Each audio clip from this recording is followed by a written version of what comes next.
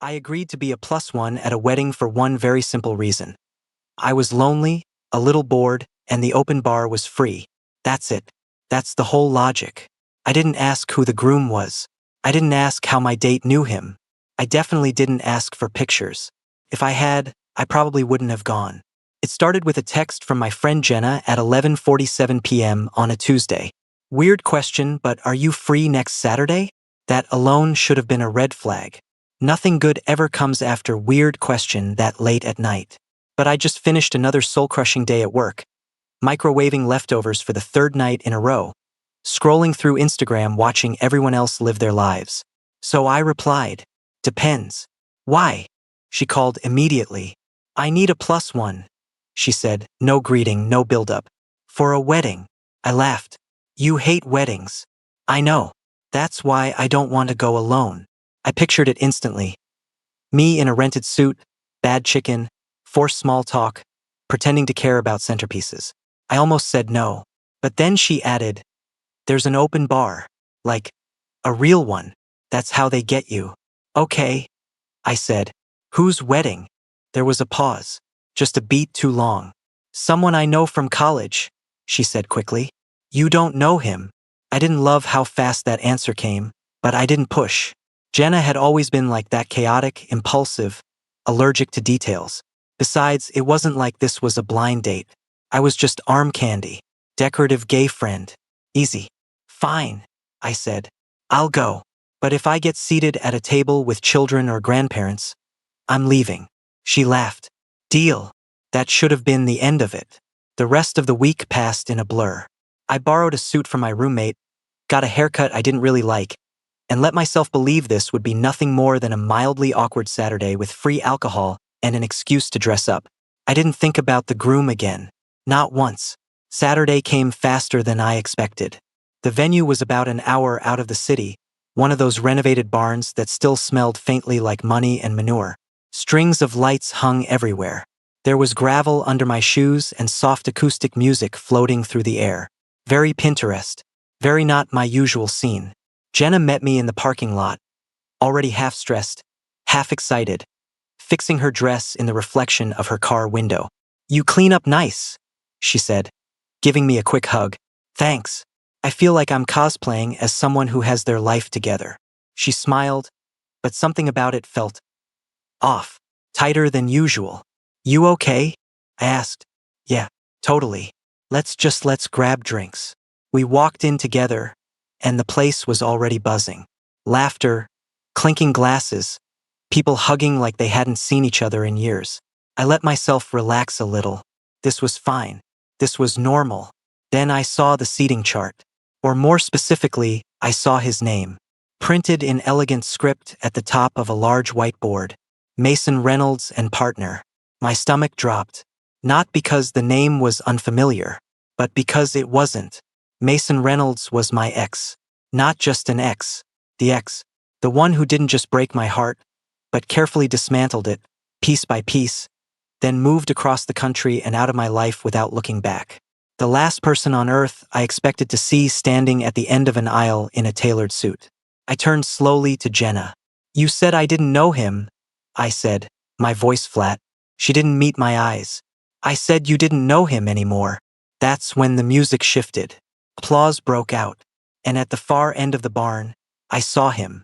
Mason, taller than I remembered, broader, calm in a way he never used to be, smiling as he stepped forward, greeting guests, completely unaware that the plus one walking in behind his bride's college friend was the man he once loved and left. My heart was pounding so hard I could hear it in my ears. I hadn't seen Mason in 4 years, and somehow I had just agreed to be his wedding date. My first instinct was to leave. Not dramatically. No confrontation. Just a quiet Irish goodbye back to the car.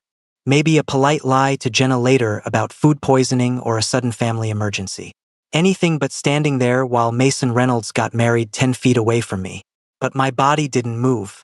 I stayed frozen, staring at him like my brain needed extra time to process the fact that he was real. Not a memory. Not a nightmare I'd wake up from at 3 a.m. He was right there, laughing with some guy in a navy suit, his hand resting easily on the other man's shoulder.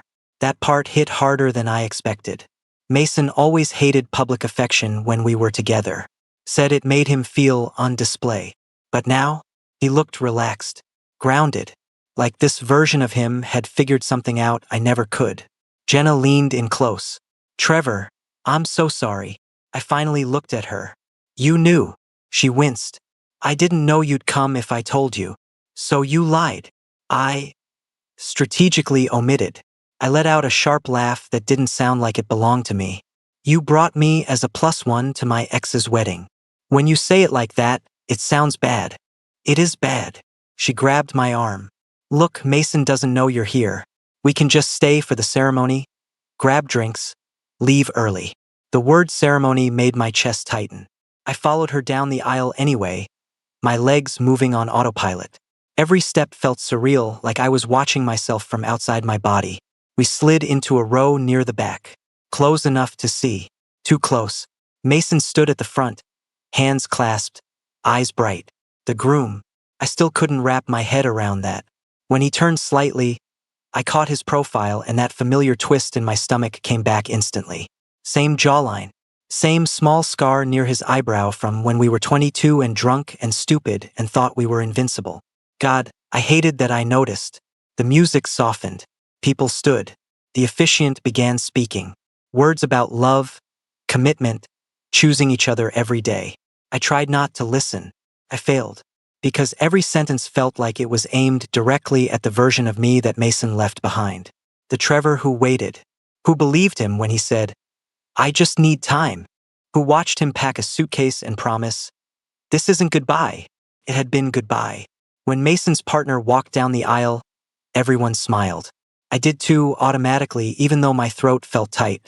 He was handsome, kind-looking, the kind of guy who probably never doubted whether Mason would stay. Lucky him. Then it happened. Mason glanced out at the crowd. Not intentionally, just a casual sweep of the room. And his eyes landed on me. I felt it before I saw it, the shift. The way his smile faltered for half a second. The way his posture stiffened, just barely. Our eyes locked. There was no mistaking it. Recognition flashed across his face, followed immediately by shock. Then confusion. Then something else, something quieter, harder to read. He didn't look angry. He looked undone. My pulse spiked.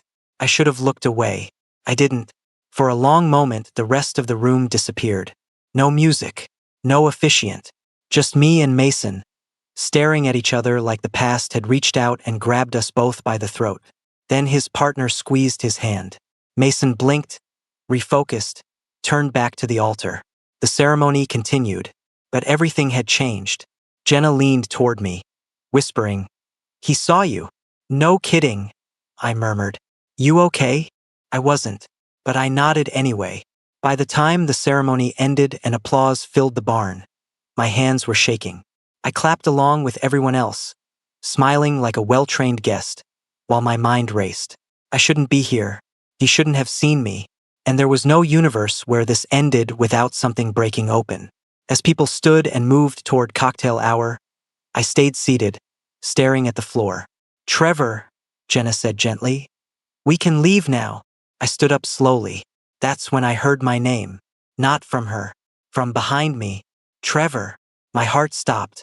I turned around. Mason was standing there, close enough that I could see the flecks of green in his eyes.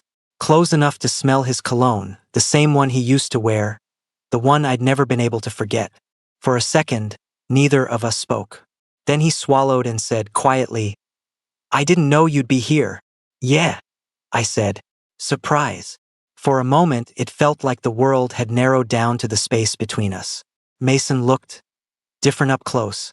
Not in the obvious ways. He was still tall, still handsome in that annoyingly effortless way, but there was a steadiness to him I didn't remember. Like he'd finally learned how to stand without apologizing for taking up space. I hated that too.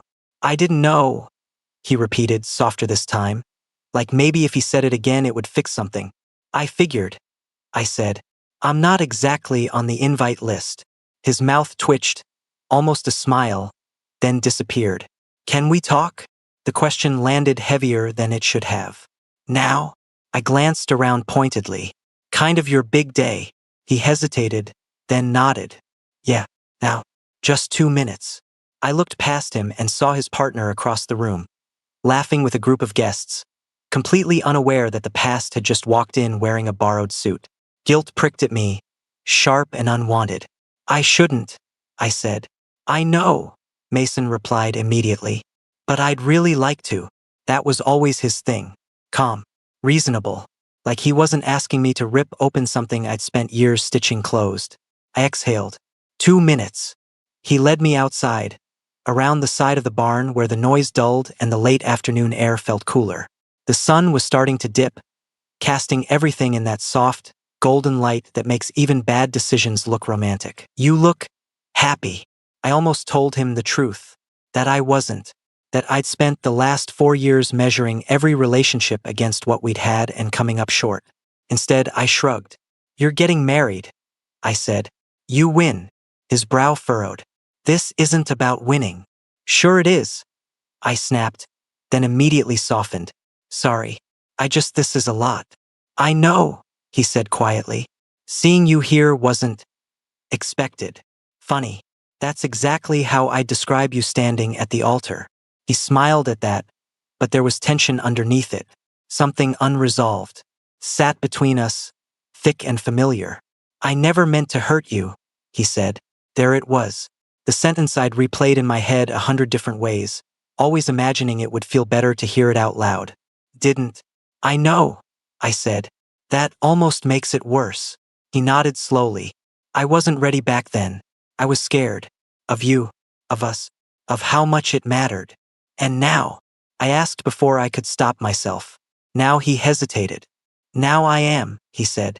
Just too late. That one hurt. Sharp and clean. We stood there in silence, the muffled sound of laughter drifting from inside. Somewhere behind us, glasses clinked. Life moved on as it always did. I should go back in, he said eventually. Yeah, I agreed. You should. He took a step back, then stopped. I'm glad you came. I met his eyes. I'm not. He winced like he deserved it. Maybe he did. Mason turned and walked back inside, leaving me alone with my thoughts and the quiet hum of regret. When I went back in, cocktail hour was in full swing. Jenna handed me a drink without asking. I downed it too fast. That was fast, she said carefully. Fast enough, I replied. I thought that would be the end of it. An uncomfortable run-in. A chapter 1 didn't need to reread. I was wrong, because as the night went on, I kept catching Mason looking at me, across the room, over shoulders, when he thought I wasn't paying attention. And every time our eyes met, something unspoken passed between us. Not longing, not exactly, unfinished business. By the time dinner was announced and we were guided to our tables, my nerves were shot. And then I saw the place card. Trevor, table 6. I looked up. Mason's table. Directly across from the groom. I stared at it, stunned. Jenna leaned over my shoulder. Oh, I echoed. That's all you've got? I swear I didn't do that, she said quickly. Seating wasn't my job. I swallowed hard, my heart already racing. Across the room, Mason noticed too. He froze. Then, slowly, he met my gaze. And for the first time that day, he looked genuinely nervous. I stood there staring at the place card like it might rearrange itself out of pity. Didn't. Okay, I muttered. Okay, this is fine. Jenna raised an eyebrow. You're doing that thing where you lie to yourself. I am absolutely not dash. I stopped, exhaled. Fine, I am. But I'm also not causing a scene at a wedding I was tricked into attending. You weren't tricked, she said weakly. Jenna. Okay. You were a little tricked. I picked up my place card and my drink and walked toward table 6 before I could lose my nerve. Every step felt heavier than the last. I was acutely aware of everything, the scrape of chairs, the low hum of conversation, the way people glanced up and smiled politely as I passed. Mason was already seated when I got there. So was his partner. Great. The groom Evan, according to the place card, looked up at me with an easy smile. Hey, you must be Trevor. That's me? I said, forcing my own smile into place. Congrats. Thanks. Sit, please. He gestured to the empty chair directly across from Mason. You know Mason, right? The table went quiet. Mason cleared his throat. Yeah, we do. Evan blinked. Oh. I sat down before Mason could say something worse. We used to know each other. A long time ago. Oh. Evan said, grinning, clearly assuming this meant something casual and harmless. Small world. If only. Dinner was torture in the most polite way possible. Evan was charming, genuinely. He talked about how they met, how Mason proposed, how long they'd been planning the wedding. I nodded, smiled, laughed at the right moments, all while trying not to choke on the fact that Mason had proposed to someone else. Mason barely touched his food. Every so often, I'd feel his eyes on me. Not lingering, not obvious but aware. Like he was constantly checking whether I was still there, whether this was still real. At one point, Evan leaned toward me and said, "So how do you know Jenna?" "She's been ruining my life for about 6 years," I said dryly. Jenna, seated a few chairs down, shot me a warning look. Evan laughed. "That tracks." Mason finally spoke. "Trevor and I lived together for a while." Evan turned to him, surprised. "You never mentioned that." Mason's jaw tightened. "It didn't come up." I took a sip of wine, letting that hang in the air. After dinner, people started migrating toward the dance floor. The lights dimmed. Music swelled. The mood shifted into something warmer, looser. I considered slipping out quietly. I didn't get the chance. "Hey," Mason said, suddenly beside me. "Can we talk again?" I looked past him at Evan, who was laughing with friends near the bar. "You're really bad at timing." "I know," he said. Please." I should have said no. Instead, I followed him. We stepped outside again, farther this time, toward a quiet stretch near the trees. The night air was cool, carrying the faint sound of music behind us. Mason ran a hand through his hair. "I didn't know the seating chart put you there." "Sure," I said, "because this day hasn't had enough irony." He huffed a humorless laugh. "You don't have to stay." "That's funny," I replied, "because earlier you said you were glad I came." "I am," he said quickly. "I just don't want this to hurt you." I stared at him. "That ship sailed 4 years ago, Mason." He flinched. "I loved you," I continued, quieter now. "You don't get to be gentle about it now." Silence stretched between us. "I think about you more than I should," he admitted. "Even now." "That's not fair," I said. "I know." "Then stop." He looked at me like he didn't know how. For a moment, neither of us spoke. The tension felt dangerous, not romantic. Not nostalgic, just raw. Then Mason exhaled. "I need to go back. Evan's probably wondering where I am." "Yeah," I said. "You do." He hesitated. "I hope someday you'll be okay." I met his eyes. "I hope you are too." He turned and walked away. I stayed outside longer than necessary, breathing through the ache in my chest, reminding myself that this wasn't a movie. There was no last-minute confession. No dramatic interruption. This was real life. When I finally went back in, the dance floor was packed. The band had started playing something upbeat. People were laughing, sweating, living. I spotted Jenna near the bar. She handed me another drink. "You okay?" she asked. "I will be," I said. And for the first time, I meant it. Across the room, Mason was dancing with Evan, smiling, fully present. I watched for a moment. Then I looked away. I told myself I was done. Done thinking about Mason. Done replaying conversations. Done pretending this wedding had reopened something I'd already buried. I even believed it for about 15 minutes. That's how long it took before the slow song started. The lights dimmed further, the chatter softened, and couples instinctively drifted closer together. The band shifted into something gentle, familiar, the kind of song that makes people sway instead of dance. Evan pulled Mason into the center of the floor. I didn't mean to watch. I really didn't, but my eyes found them anyway.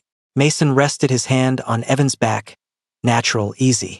Evan leaned in, smiling up at him like the world made sense exactly as it was. They fit. That was the worst part. Jenna nudged me. "You don't have to torture yourself." "I'm not," I lied. "Just observing." She gave me a look. "You want to leave?" I glanced at the exit. Freedom was right there. A quiet ending. The healthy choice. Then Mason looked up. Even across the room, I felt it, his attention snapping to mine like a stretched wire. His expression shifted, just slightly. Not panic, not longing, recognition of what I wasn't sure. Of me, of what we'd been, of the fact that life rarely gives clean endings. He didn't look away this time. Neither did I. The song ended. Applause broke out. People cheered. The moment shattered. I exhaled, realizing I'd been holding my breath. "Yeah," I said to Jenna. "I think I'm ready to go." She smiled gently. "I'll grab my bag." I was halfway toward the door when a hand caught my wrist. "Trevor, wait." I turned. Mason. Up close again. Too close. His tie was loosened now, jacket gone, sleeves rolled up. He looked like the version of him I used to know late at night, when things were honest. "I won't keep you long," he said quickly. There's something I need to say." My heart thudded once, hard. "Mason, don't." "I have to," he insisted. "Please." I glanced around. Evan was talking to someone near the bar, distracted. I hated myself for noticing. "Make it fast," I said. He nodded. "I'm not confused. About my life. About my marriage. I love him." Good. That was good. That's what he was supposed to say.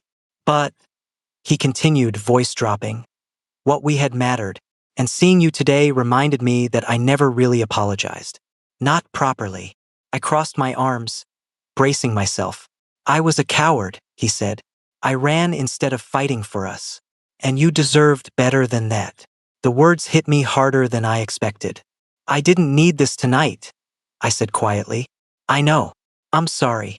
I searched his face for something: regret, nostalgia, doubt. What I found was peace.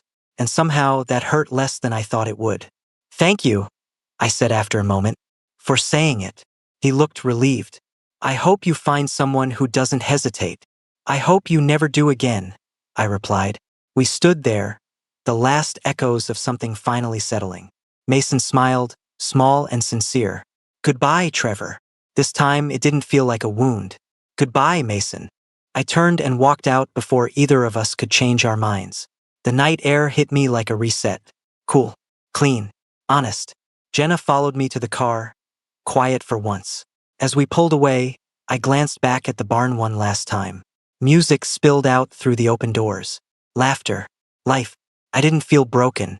I felt lighter, not healed, not magically over everything, but free. I thought that would be the end of it, that the wedding would fade into one of those strange stories you tell once at a bar dash. Yeah, I accidentally went to my ex's wedding, and then never think about again. Turns out, closure isn't as tidy as people pretend it is. The next morning, I woke up in my apartment with that dull, post-emotional hangover feeling. No headache, no regret, just a strange emptiness, like a room after someone's moved out. Jenna was asleep on the couch, mascara smudged, one heel kicked off. I stepped over her quietly and made coffee. While it brewed, my phone buzzed. Unknown number. I stared at it for a second before answering. "Hello, Trevor. It's Mason." Of course it was. I closed my eyes. "You really don't quit, do you?" "I know this is crossing a line," he said quickly. "You don't have to stay on the phone. I just last night felt unfinished." "You're married," I said flatly. "Yes, and I'm not calling to change that." I leaned against the counter, coffee forgotten. "Then why are you calling?" There was a pause, a real one this time. "Because I think I owe you honesty," he said. "And because if I don't say this now, I never will." I didn't hang up. That was my first mistake. "When I left," he continued, "it wasn't because I stopped loving you. It was because loving you scared the hell out of me." My chest tightened despite myself. "You were ready," he said, "to be seen, to be chosen. I wasn't. And instead of admitting that, I made it seem like the problem was us." I swallowed. "You don't get to rewrite history now." "I'm not trying to," he replied. "I just want you to know it was never because you weren't enough." I stared out the window at the quiet street below. For years, I told myself that sentence, forced myself to believe it. Hearing it from him felt dangerous. "Why now?" I asked. "Because last night," he said softly, "I realized I never actually said goodbye. I just disappeared. Silence stretched between us. Finally, I said, "You said goodbye yesterday." "Yes," he agreed. "And that one counted." I almost laughed. "You're bad at endings." "I know," he said. "But you're good at surviving them." That did it. My throat burned. "Mason," I said carefully, "I'm glad you're happy. I mean that. But this can't become a thing." "It won't," he promised. "I just wanted you to hear the truth. No more ghosts." I exhaled slowly. "Okay. Okay. Okay," I repeated. "Thank you for telling me." He sounded relieved. "Take care of yourself, Trevor." "You too," I said. And this time, when the call ended, it didn't echo. Later that afternoon, I went for a walk. No headphones. No distractions. Just me and the city. For the first time in a long while, my thoughts weren't looping around the same old questions. That night had closed something. Not perfectly. Not painlessly. But enough. And as I sat on a bench watching the sun dip behind the buildings, I realized something that surprised me. I wasn't waiting for Mason anymore. Life didn't transform overnight. No montage. No sudden clarity with a perfect soundtrack. But things shifted. The week after the wedding, I found myself doing small, unfamiliar things, saying yes to drinks after work, deleting Mason's number without hovering over it for 10 minutes, finally unpacking the last box in my apartment that I'd been ignoring since the move. It was like my body understood before my brain did. Something had ended, and space had opened up. On Thursday night, Jenna dragged me out again. "Not a wedding," she promised. "Just a bar. Casual. Human interaction. You need it." "I interact with humans," I said. "I said thank you to the barista twice today." She rolled her eyes and shoved me toward the door. The bar was dim, loud enough to feel alive but not so loud you had to scream. I ordered a beer and leaned against the counter, content to just exist for once without overthinking every breath. That's when someone bumped into me. "Sorry, shit, sorry." I turned. He was tall, dark hair, warm smile, holding 2 drinks he was clearly trying not to spill. There was an easy confidence about him, not flashy, not guarded. "No harm done," I said. He smiled wider. "Good. Because I'd hate to start the night as the guy who ruins yours." "Bold of you to assume you had that power," I replied. He laughed. "Fair point.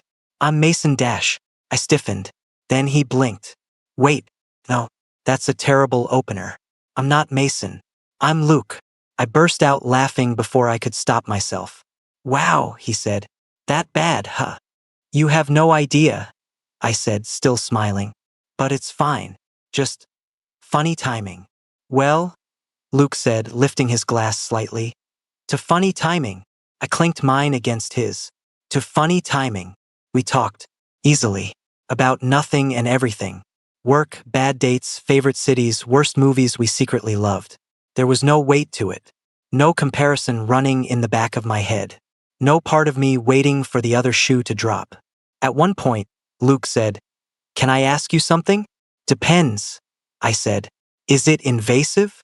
"Only mildly," he said. "You seem lighter than someone who laughs like that usually is. Like you just put something down." I considered that. "Yeah," I said finally. "I think I did." He nodded like that was answer enough. When last call came, he hesitated. "Want to get coffee sometime?" "Not tonight. Not rushed. Not loaded with expectation. Just sometime." I smiled. "Yeah, I'd like that." We exchanged numbers. No fireworks. No dramatic pause. Just a quiet click into place. Walking home later, city lights reflecting off the pavement, I realized something important. Loving Mason had taught me how deeply I could feel. Letting him go taught me how strong I was. And this whatever came next didn't have to be a replacement.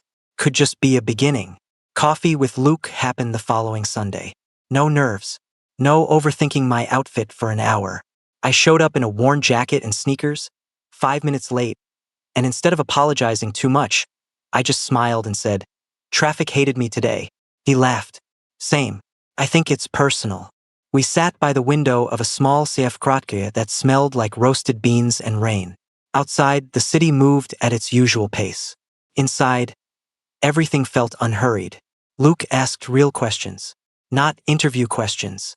Not what do you do questions. The kind that make you pause for half a second before answering.